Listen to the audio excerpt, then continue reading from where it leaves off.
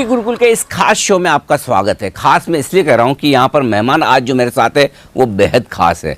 आज हमारे साथ एक बड़े खास मेहमान है जो न सिर्फ 25-30 साल तक बाजार में रहकर अच्छे लंबे समय के लिए बाजार को देख चुके हैं, लेकिन अगर आप उनसे ना 20-25 दिन या 20-25 हफ्तों का बाजार पूछेंगे तब भी वो उतने ही कॉन्फिडेंस से बताएंगे। आप चाहे इलिक्विड एमएनसी शेयर हों, बड़े लार्ज कैप शेयर हों, हज़ारों रुपए के दाम वाले शेयर हों, उनके बारे में पूछें, या फिर 10-20 रुपए वाले स्मॉल और मिड कैप शेयरों के बारे में पूछें, उनकी पकड़ उतनी ही जबरदस्त है। ये है वो गुरु जो हमारे लिए बने हैं। जी हाँ, हमारे साथ कार्यक्रम में शामिल हो रहे हैं संजीव भसीन साहब, IIFL सिक्योरिटीज से। भसीन साहब, बहुत बहुत स्वागत है। और ये इक्विटी गुरुकुल, ये शो हमने शुरू इसीलिए किया है कि जो लोग बाजार में 25-30-40 साल बिता चुके हैं, जो कुछ सीखा है, ये आपकी एक तरह से CSR एक्टिविटी है सर। आपको वापस है ना देश को देना है। पहली चीज़ तो ये बताऊं कि ये आपकी 30 साल की जो यात्रा रही, इसमें सबसे बड़ी सीख बाजार से क्या मिली आपको? थैंक यू अनिल जी, आपने अपनी इस प्रोग्राम पे बुलाया और इतने आपके डिस्टिंग्विश गेस्ट्स हैं तो मैं उनके मुकाबले नहीं हूँ, लेकिन आपने सही कहा, हमारा मन और मस्तिष्क सब इन्वेस्टर के लिए है, रिटेल के लिए।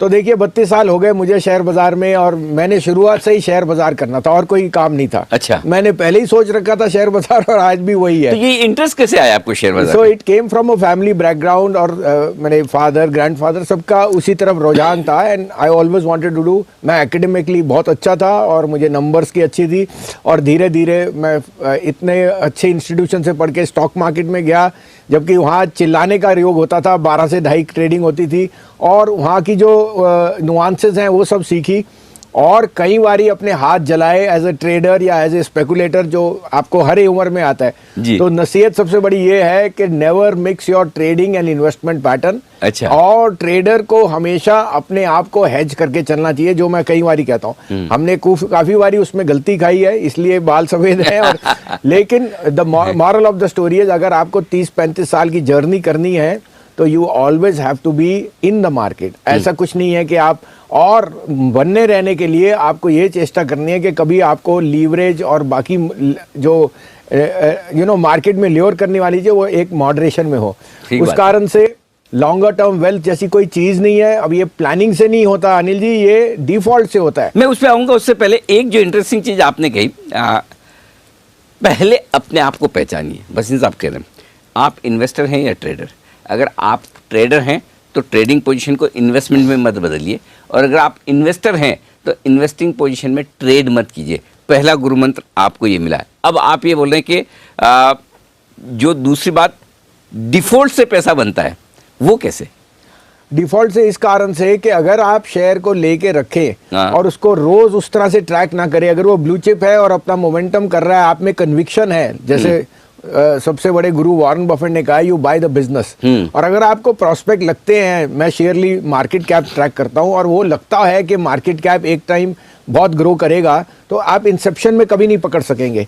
बट जब वो ग्रोथ पैटर्न पे आए, if you stay in the course, then only you will. आपको पता है जनरली इन्वेस्टर क्या करते हैं, विनर्स को बेच देते हैं और लूजर्स को रखते हैं, और बाद में रिग्रेट करते हैं कि उसमें से। तो जैसे मैंने कई बार आपके साथ टिप्पणी की है, हनीवेल की क्या स्टोरी थी, या हैवेल्स की क्या स्टोरी थी, या कई ऐसे शेयर हैं जो हमने जिसमें निवेश किया और वो डिफॉल्ट से बनते रहे। मैं छोटा सा शेयर आपको बताता हूँ, जेके सीमेंट, जो आज जेके लक्ष्मी सीमेंट है, उसका नाम था स्ट्रॉ प्रोडक्ट्स। अच्छा। और वो 8 रुपए का भाव था और कोई पूछने वाला नहीं था, it was on the house. लेकिन स्ट्रॉ प्रोडक्ट्स का उसके बाद अमेलगमेशन हो गया, पेपर कंपनी से वो सीमेंट में आ गया, और वो 8 रुपए का शेयर करते करते अगर आपने 25 साल रखा है तो उसका आज 4 टाइम्स मैंने स्प्लिट होके उसका भाव 2,500 रुपए हो चुका है। क्या बात है। तो 8 रुपए वाला 2,500। 8 रुपए वाला 2,500। तो आप सोच सकते हैं कि investment is all about patience. Default से जो ओनरशिप है वही है। 1000 कारण है मंदी के और नेगेटिविटी के, लेकिन एक ही कारण है पैसे बनाने का, ओनरशिप। और ओनरशिप का मतलब आपको साइकिल्स के गुजरना है, ये एक दिन का नहीं है, ये तो 30-30 साल लग जाते हैं वेल्थ क्रिएट करने के, और वो भी कई बारी आपको चेष्टा नहीं होती कि गलत है सही है, but you have to be in the market. मतलब इन्वेस्टेड रहे, बाजार से बाहर निकल के तो खेल खत्म। सर अगर आप इंडिया की स्टोरी को ये समझते हैं, मैं आपको पहले भी कहा, जैसे आपने कल आपसे मजाक में कहा कि 1983 में अगर आप मारुति लेने जाते तो 63,000 रुपए आपको लग रही थी और आप सोचते रहते 63,000 कहाँ से गूं। आज आप 80,000 का आईफोन 1 मिनट में लेते हैं, आपको पता भी नहीं लगता। करेक्ट। अब आप मार्केट कैप देखो आईफोन की कहाँ हो गई है, या वो 63,000 वाली मारुति। सो इस कारण से हम कई बारी वी ऑलवेज थिंक के घुसे ना घुसे, there is no such thing as timing the market. It is just any time जब आप एक मन बना लें कि equity as an asset class own करना है, किस प्रोपोर्शन में करना है depends on your age profile, but being there that is the only मंत्र। मैं ना आपसे इतने सालों से मैं आपको जानता हूँ, आपके हज़ारों इंटरव्यू मैंने कर डाले हैं। मुझे एक चीज़ जो हर बार मैं सोचता हूँ कि कभी मैं भसीन साहब से सीखूंगा, और आज मुझे मौका मिला तो मैं भी सीखना चाहता हूँ। सर ये कॉन्फिडेंस कहाँ से लाते हैं आप इतना कि नहीं, मतलब गिरते हुए बाजार में जब 10,000 निफ्टी होगा तो सब बोलेंगे 8,000 हो जाएगा, 8,000 होगा तो सब 6,000 बोलेंगे, और 12,000 होगा तो सब 14,000 बोलेंगे, राइट? भीड़ तो यही करती है। 10,000 की निफ्टी में आप नहीं सोचते कि 8,000 या 9,000 हो जाएगा, आप 12,000 सोचते हो। ये कॉन्फिडेंस कब, कैसे और कहाँ से आता है? सो देखिए अनिल जी, पहली बात तो मैं कॉन्फिडेंट आदमी और पॉजिटिव आदमी हूँ। आपको पता है ये तो जिंदगी में भी उतार चढ़ाव है, और हम इसको किससे चेष्टा करते हैं? अपने मन से जी। मन और मस्तिष्क। तो मन और चंद्रमा और मस्तिष्क और माँ, ये हमारी सांस है। अगर आप किसी भी दिन शेयर बाजार से धोखा खा गए या मंदे हो या निराश है, आपकी मदर सबसे पहले जान जाएगी। ये मेरे को उन्होंने बहुत पहले कहा था कि बेटा वही करना है जो जिससे मन में चिंता ना आए, और उनके कारण से कि उनको ना चिंता है, मैं पॉजिटिव रहता हूँ कि इस शेयर बाजार में रहना है तो उनकी आशीर्वाद से और पॉजिटिव ही रहना है, चाहे लोगों का वेल्थ क्रिएट करे। अपने लिए तो आप जो कर लें, देखिए I am at an age जहाँ मुझे उसकी भगवान की मेहर, लेकिन मैं चाहता हूँ हमारे तजुर्बे से लोग सीखें और समझे कि मंदी का कारण अगर आता है तो वो आपके लिए लेने का अपॉर्चुनिटी है। साथ में you know as a bent of mind we are always positive. India की डेमोग्राफिक्स पे आप नेगेटिव हो ही नहीं सकते, because despite so many imponderables. आप देखिए कहाँ है बाजार। 2 साल पहले जो आपको दिख नहीं रहा था वो आज आपके सामने रियलिटी है, और अब वो green shoot and so on. So there is no fine time, you have to be positive on the market. Fear is always a good time to buy. लेकिन फियर होता है तब इस तरह का डर होता है कि आज नहीं लेकर कल लिया तो सस्ता मिलेगा, और ज़्यादातर वक्त लोग जो इंतज़ार करते हैं वो सही भी पड़ते हैं। ये हर दूसरे दिन भाव गिरते हुए नजर आते हैं। जो पैनिक वाली सिचुएशन होती है, क्या उस समय हिम्मत की जा सकती है? करें तो कैसे करें? बहुत अच्छी बात कही आप। देखिए सैटरडे को क्या हुआ था, एक एकदम हॉरर शो हुआ था कि डाउ वीक था, LTCG नहीं आया और मार्केट क्रैश कर गई। अब अगर आप सोचते कि ये 11,500 600 जो भी है उसके बाद ये, तो आपने मिस कर दी अपॉर्चुनिटी। 3 दिन में रिबाउंड आ गया। उसी तरह से मैं कहता हूँ fear comes because of a event, और उस इवेंट में भाव आपको साथ मिलते हैं। नहीं तो क्यों आपको रिलायंस सस्ता मिलेगा? कोई ना कोई कारण होएगा, लेकिन दैट कारण is temporary. Prices are falling because of a fear factor या सप्लाई एंड डिमांड, और किसी को फियर को आपको लेना चेष्टा करनी चाहिए, तभी आप कमाएंगे। तो there is never a find time of buying और सेलिंग। और अनिल जी मैं इन 30 साल में गुजर चुका हूँ इस तरह के, मैंने 3 तो सर्किट्स देख चुका हूँ, तो मुझे पता है कि क्या फियर है और क्या ग्रीड है, और इस कारण से हम बाजार को थोड़ा बेटर एनालाइज कर सकते हैं या एंटिसिपेट कर सकते हैं। तो आपके लिए एक और बड़ा लेसन ये कि आपको 30 साल मार्केट में बिताकर सीखने की जरूरत नहीं, 3 सर्किट देखकर सीखने की जरूरत नहीं, भसीन साहब के अनुभव से सीखिए। भसीन साहब एक और सवाल मैं जो आपसे पूछना चाहता हूँ, क्योंकि आप है ना कभी स्टॉक्स पर बात करने से परहेज नहीं करते। आमतौर पर बाजार के जितने बड़े गुरु के हम स्टॉक्स पे बात नहीं करेंगे, राइटली सो, उनके अपने कंप्लायंस इशू होते हैं, आपके भी होते होंगे, लेकिन आप दिल से बोलते हैं। कई बार ऐसा हुआ होगा कि आपने स्टॉक रिकमेंड किया, स्टॉक 30, 40, 50% नीचे हो जाता है, हुआ ऐसा कभी? अरे बहुत बारी होता सर। हमारी रोज रात को नींद जाती है, क्योंकि 1000 विनर्स नहीं याद रखते, वो 10 गंदे शेयर। Exactly. और वो है सर, हम अपने आप को we are very humbly saying we are wrong, लेकिन दैट इज अ मार्केट। तो अब मैं वही जानना चाहता हूँ, अगर 30-40% कोई गिर गया स्टॉक, और वो हो सकता है, बड़ी बात नहीं, तब आप उस स्टॉक के बारे में क्या करते हैं? अगर 70-80% गिर गया तो आप क्या सोचते हैं? क्योंकि ये सवाल इसलिए पूछ रहा हूँ कि आमतौर पर हमारे जितने रिटेल इन्वेस्टर्स वो ये गलती करते हैं, या गलती करें या जो भी समझ लें कि लेकर बैठे हैं, ठीक है 100 में लिया था, अब 80 में क्या बेचूं, 60 आ गया तो बिल्कुल ही नहीं बेचूंगा, 20 में तो फिर बिकता ही नहीं है। तो ये जो है ना खराब शेयर को या गिरते हुए शेयर को रख लेने की जो आदत है, इससे कैसे छुटकारा पाए? बहुत अच्छी बात, और ये $1 मिलियन क्वेश्चन है। पहली बात, never average a losing stock. Okay. पहली बात, you are putting in good money after bad, ये मैंने प्रिंसिपल सीख लिया। मैं कभी अपनी लॉस, चाहे आपको कंपनी कितनी पसंद आ रही हो, बिल्कुल, अगर उसका भाव मेरे को फॉलिंग नाइफ दिखे और मुझे दिखता नहीं, समझ नहीं आ रहा क्यों घट रहा है, तो मेरी पहली इसका अच्छा, मतलब समझ नहीं आ रहा तो करेक्ट। अगर मुझे पता है कि जेन्युइन है, ब्लू चिप है और कोई कारण से गिर रहा है, तो I will definitely. But if I am on the wrong foot और मेरा ईगो मुझे बेचने नहीं देता, देखो आई एम ऑल्सो, मेरे पे भी इमोशन, लेकिन अगर मेरा ईगो मुझे बेचने नहीं दे रहा, मैं और खरीदने की चेष्टा नहीं करता। इस कारण से अनिल जी, मैं कहता हूँ सबसे अच्छी चीज़ जो आज हमारे यहाँ एक रेवोल्यूशन आ गया, वो सिप और म्यूचुअल फंड है।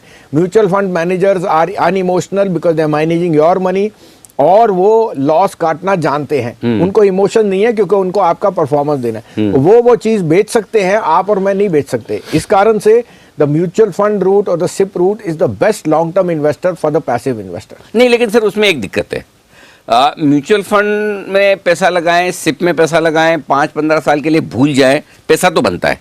ये तो प्रूवन ट्रैक रिकॉर्ड है। आप मतलब बहुत घटिया से घटिया इन्वेस्टर हैं तब भी बना लेंगे, लेकिन है ना, उसमें एक तो 2 प्रॉब्लम है। एक तो मज़ा नहीं आता मार्केट में खेलने का, और दूसरा ये कि जो पैसा स्टॉक में डाल के कई कई गुना हो सकता है। म्यूचुअल फंड में एवरेज रिटर्न्स मिलेंगे, एवरेज से बेहतर रिटर्न मिलेंगे। तो जिनको बहुत ज़्यादा पैसे बनाने हैं और जिनको ये लगता है कि मुझे भी तो एक सेटिस्फेक्शन होना चाहिए कि देखिए मैंने खरीदा है, मैंने स्टॉक ढूंढा है, मैंने इसमें बना है, तो ये जो दो इमोशंस है, इनको कैसे कंट्रोल करना है? तो वो इमोशंस तो प्योर एंड सिंपल है। उसके लिए आपको अपनी बैलेंस शीट ठीक पढ़नी है, आपने अपना रोड चेक्स करने हैं, सी व्हाट द प्रोडक्ट। उसके लिए आपको मैं सिंपली बताऊं अनिल जी, मैंने अगर कोई मल्टी बैगर बनाया है, it has been from the grass root level, कोई बैलेंस शीट पढ़ के नहीं बनाया। तो उदाहरण के लिए, अगर आपने पेज इंडस्ट्री 750 रुपये पे मैं था जब मैं डॉइचे बैंक में, और प्लेसमेंट हुई, यही एनालिसिस कर दे कि जॉकी एज अ ब्रांड कितना उसका ब्रांड वैल्यू होएगा। और आज की डेट में आप अपने बच्चों को जानते हैं, उनकी जो स्पेंडिंग पैटर्न्स है पर्सनल कंजम्पशन पे आर मच अबव जो आप कभी और मैं कभी कर सकते थे। तो वो बताता है कि जो ब्रांड एक वायबल है या दिखती है, उसके अगेंस्ट तो कोई मुकाबला नहीं है। ऐसे ही आपको मैंने बोला कि सनसिल्क शैम्पू लेडीज 10-20 रुपए बढ़ने के लिए अपना चेंज नहीं करेंगे, पर्सनल कंजम्पशन है। तो कभी कभी आप कॉमन सेंस से बहुत पैसा कमा सकते हैं। Similar is the case of Maruti, जो हर घर की चाहत थी 1985-90, और जब उसका इशू आया 2003-4 में, सरकार ने 125 रुपए में अपना शेयर बेचा। लेकिन जो जिसको ओन करना था वो शेयर, उसने वहां से 10,000 रुपए तक की जर्नी देखी। ऐसे अनगिनत एग्जाम्पल हैं। So actually you are right. अगर आप अपना रिसर्च करें और अपने डे टू डे यूजेज में देखें, क्या इंडिया की सबसे बड़ी पॉजिटिव क्या है, हमारी डेमोग्राफिक्स। एक तरफ से हमारे लिए प्रॉब्लम भी है पॉपुलेशन, एक तरफ से हमारे पे ब्लेसिंग इन डिस्गाइज है कि हमें 125 करोड़ कंज्यूमर है सर। एग्जैक्टली, और 125 में से अब तो और होने वाले हैं जो आपके CA और RA। सो आई थिंक हाँ, ऑफिशियली इतने आदमी और अगर आ गए आके तो आपके बैंक अकाउंट और कंजम्पशन बिजनेस देखो ऑफिशियली कितना लेजिटिमेट हो जाएगा। And so I think the common sense will always make money for the end investor. बेचना कब है? खरीदने की राय देने वाले बहुत मिल जाएंगे, चाहे वो मीडिया चैनल्स पर मिले, अखबारों में मिले, ब्रोकरेज हाउस में मिले, फंड्स में मिले। बेचने की तो कोई बताता नहीं, तो आप कब बेचते हैं? Very good point. तो मैंने अपना जब इनिशियल कैपिटल था वो कम था, और पैसा तो मल्टीप्लाई होता नहीं, तो मैंने क्या सीखा कि जितना मेरा कैपिटल, अगर मेरे एक्सपेक्टेड रिटर्न मिल गए, मैंने अपनी असली लागत निकाल ली, और जो मेरा इनिशियल कैपिटल बना उसको एज स्टॉक ही रहने दिया, और वो over a period of time multiply. So the money is limited. उसको मैंने कितनी फास्ट रोटेट किया या वगैरह, प्रॉफिट्स को मैंने कभी लिक्विडेट नहीं किया, let it remain in the shape of stock, और वो टचवुड काफ़ी over a period of time बढ़ते गए। ऐसे आपको मैंने उदाहरण दिया हनीवेल का या हेवल्स का, या कोई भी ऐसे जो बहुत बड़े मल्टी बैगर्स बने। Take out your initial capital from your returns and let the return stay as stock. अच्छा सर, आपने कहा कि मैंने शुरू से सोचा था स्टॉक मार्केट में आऊँगा, राइट? आपका फैमिली बैकग्राउंड भी था और आपका इंटरेस्ट भी था। तो आपका इंटरेस्ट एक्चुअली, एक तो फैमिली बैकग्राउंड अपनी जगह हो गया कि चलो मेरे लिए सेट बिजनेस है, फादर भी यही कर रहे हैं, ग्रैंडफादर भी यही कर रहे हैं, तो मेरे लिए ज़्यादा दिमाग लगाने की ज़रूरत नहीं है, और मुझे DNA में भी मिल गया उनसे। लेकिन दूसरा कहीं कि ये था कि ये ऐसा बिजनेस है जहाँ अच्छा पैसा बनाया जा सकता है। ये तो दिमाग में रहा होगा। देखिए बिल्कुल उस समय शेयर बाजार में जब आप ब्रोकरेज करते थे तो ब्रोकरेजेस वर अपसर्ड 5% आप ब्रोकरेज चार्ज कर सकते थे, आपको भी पता है रिंग के जमाने में एग्जैक्टली। और उस समय आपको दिखा नहीं कि और कोई बिजनेस ऐसा सब्स्टिट्यूट हो सकता है। हाँ। तो इट वाज अ लिमिटेड तो फील्ड। अब यहाँ पे मेरा सवाल यही है, जो देखिए आज में सारे सवाल है ना जो हमारे इन्वेस्ट दर्शकों के मन में है वही पूछा हूँ कि भसीन साहब आज हमारे साथ में, तो जो वो सोचते हैं वो पूछा। अब हर आदमी जो स्टॉक मार्केट में आता है मैक्सिमम कोई 2-5% छोड़ दें, वो ये सोचता है कि देखिए ये ऐसी जगह है जहाँ मुझे कम मेहनत करनी पड़ेगी, थोड़ा पैसा लगाऊंगा ज़्यादा पैसा बन जाएगा दूसरों के मुकाबले में। ये बेसिक सोच है, थॉट प्रोसेस यही है। अब उसके लिए फिर क्या करते हैं कि जैसा आपने भी बोला कि आप पैसा तो लिमिटेड है, इन्वेस्टमेंट करके कितना कर लेंगे, तो क्यों ना ट्रेडिंग कर ली जाए। थोड़ा एक काम करता हूँ, पहले ट्रेडिंग करके लिए थोड़ा अच्छी कैपिटल बना लेता हूँ, थोड़ा पैसा बना लेता हूँ, फिर इन्वेस्टर बन जाऊँगा। ये सोच सही है या गलत? देखो अगर आप ट्रेडर हो और सारे नुआंसेस समझते हो और धंधे की तरह कर रहे हो तो इससे अच्छा बिजनेस नहीं, 9:15 से 3:30। हाँ। लेकिन अनिल जी ये एक मिथ है कि ये इजी बिजनेस है। आप बताइए सुबह आपको क्या तैयारी करनी पड़ती है? मैं रोज सुबह 6:30 बजे मार्केट मंत्रा लिखता हूँ। सोने का भाव, oil, bond yield, gold, macro micro, Donald Trump किस तरफ से उठ रहे हैं ये मेरे को देखना पड़ता है, और उसके साथ एक मार्केट की एनालिसिस करनी है, स्टॉक रख। So it's a very tedious job और आपको ये पता, it's not easy. Similarly trading is not easy अगर आप 3 उसके नुआंसेस रखो, mark to market, value at risk and hedge. ये तीनों को अगर आप कंट्रोल कर सको कि आपका हेज क्या है। वापस बताएं तीनों चीज। मार्क टू मार्केट मतलब आपका लॉस कितना आ रहा है वो आपका लिमिट, अगर आप वो कंट्रोल कर ले, क्योंकि आपको पता है डेरिवेटिव्स में रोज सेटलमेंट होती है, राइट। और अगर आपका मार्क टू मार्केट ज्यादा हो गया फिर आप वापस नहीं आ सकते। तो मार्क टू मार्केट को कंट्रोल करना अहम बात नंबर है। 1 वैल्यू एट रिस्क, एक कॉन्ट्रैक्ट 5 से 7 लाख का है, अगर मैं 50,000 कमा सकता हूँ तो 50,000 गवा सकता हूँ, उसको कैसे कंट्रोल कर। और थर्ड हेज, अगर मेरे पास लॉन्ग है 10 लाख के तो मेरे पे शॉर्ट है या नहीं है, क्योंकि कल को रात को क्या होता है मुझे नहीं पता, उसको मैं बर्दाश्त कर सकता हूँ या नहीं। अच्छा आप शॉर्ट भी करते हैं? बिल्कुल मार्केट में जब मौके मिलते हैं हेज करने के लिए तो आपको करना ही पड़ेगा, नहीं तो आप लास्ट नहीं करोगे। The volatility in the market will always see your stop losses are. आज नई बात मुझे आपके बारे में पता चली कि हेजिंग के लिए भले ऐसे शॉर्ट ना करते हो लेकिन हेजिंग के लिए आपको हेज करना है अनिल जी, नहीं तो आप कभी कमा के रख सके नहीं। आपका एक तरफ से मार्केट नहीं चलती, दोनों तरफ मार्केट में। क्या ये ऐसा पॉसिबल है कि ट्रेडिंग करके थोड़ी कैपिटल बना ली जाए और उसके बाद इन्वेस्टमेंट करें, या फिर एक बार अगर ट्रेडिंग करके थोड़ी कैपिटल, पहली बात तो ज़्यादा लोगों की बनती नहीं, उल्टा जाने के चांस ज़्यादा है, और अगर बन गई तो फिर वो लालच जाएगा नहीं, फिर सोचे कि फिर क्यों अब इन्वेस्टमेंट करूँ, ट्रेडिंग ही करते रहूँ, यहाँ पैसा बन रहा है। बिल्कुल, तो वो एक देखिए एक एड्रेनलिन रश है। जब आपको वो दिखता है शेयर बाजार उतराव चढ़ाव, वो आपके सिस्टम में आ जाता है। हाँ। अगर आप वो टॉलरेट कर सकते हो, आपकी हेल्थ को हानि नहीं है, साथ में आप में डिसिप्लिन है, क्योंकि आपको पता है पैसा लिमिटेड है और आप हमेशा डाउट करोगे, लेकिन जब आपके स्टॉप लॉस या आपकी जेब कम हो गई तो आपको पता है कि you are in the wrong place. तो यू मस्ट बी, आपकी जो आपकी तृष्णा है वो एक तरह से it should be very very disciplined and you must be aware the market can be very cruel. तो the trader has to be aware, और साथ में मार्केट साइकोलॉजी समझनी चाहिए। Don't catch falling knife, sell weakness buy strength, ये old adages हैं। आप उसको फॉलो कर सकते हैं तो मुश्किल है। 50 वाला जेपी जब 40, 30, 20 हुआ, सबने लेने की चेष्टा की, जिसने बेच दिया, जिसको मंदी करनी आती है वो ट्रेडर है। जो सिर्फ तेजी करे वो ट्रेडर लास्ट नहीं करेगा, क्योंकि एक तरफ का बाजार नहीं चलता। जब वीकनेस है उसको पहले बेचना है। तो जैसे मैंने कहा, it has to be with your temperament, with your conviction and with your discipline. अच्छा, आपसे मेरा कंफर्ट बहुत है, इसलिए मैं आपसे कुछ भी और खुल के पूछ भी सकता हूँ। कोई ऐसा एक आध एक्सीडेंट, ऐसा स्टॉक जो आपको लगा कि मैंने ये सोच के खरीदा था और बहुत खराब हो गया, और उससे आपने जो सीखा हो? मेरा आइडिया स्टॉक जानने से ज़्यादा आपने क्या सीखा वो जानने में। तो बहुत अच्छी बात है। देखिए एनबीसीसी मैंने शुरू में जब पकड़ा था तो वो बहुत मल्टी बैगर बना जी, लेकिन हमने परसिस्ट किया। I am not sold that. NBCC जो मैंने लिया 200 रुपये में, उसके बाद इट वेंट अप 5 टाइम्स, और आज भी वो लेकिन लास्ट 2 साल में गवर्नमेंट मशीनरी के स्लो डाउन से, change of managements, even though the underlying business is good, कुछ अटकलियां लगी supreme court, it is seeing a huge under performance. I own the stock, it is in our portfolios, but our moral is high that in the next 2 years this could be a huge turnaround because underlying assets चल रहे हैं। ऐसी कोई government machinery नहीं जहां वो नहीं कर रहा काम, और डेट फ्री है, बट एक मैनेजमेंट। सो ये अंडरलाइन भी आ गया कि सरकार के साथ आप लड़ नहीं सकते। जब सरकारी कंपनीज में कोई वली वारिस नहीं है तो ऐसा हाल हो सकता है। You have to be prepared, however the value will always remain. बिल्कुल। तो वसीम साहब, वाकई में ऐसा पता नहीं चला कि ये शो कब खत्म होने आया, और आपके इतने 35 सालों के अनुभव से मुझे और हमारे दर्शकों को आज बहुत फायदा हुआ होगा, ये मैं उम्मीद करता हूँ। बहुत बहुत शुक्रिया आपका इक्विटी गुरुकुल में हमारा साथ देने के लिए। थैंक यू, धन्यवाद। तो सुना आपने वसीम साहब को पूरे अपने रियल लाइफ अनुभवों के साथ में किस तरह से आप भी अपना एक बेहतरीन पोर्टफोलियो बना सकते हैं। क्वालिटी के साथ रहें, लॉन्ग टर्म के लिए पैसा लगाएं और निश्चिंत रहें। इक्विटी गुरुकुल में आज के लिए इतना ही। नमस्कार।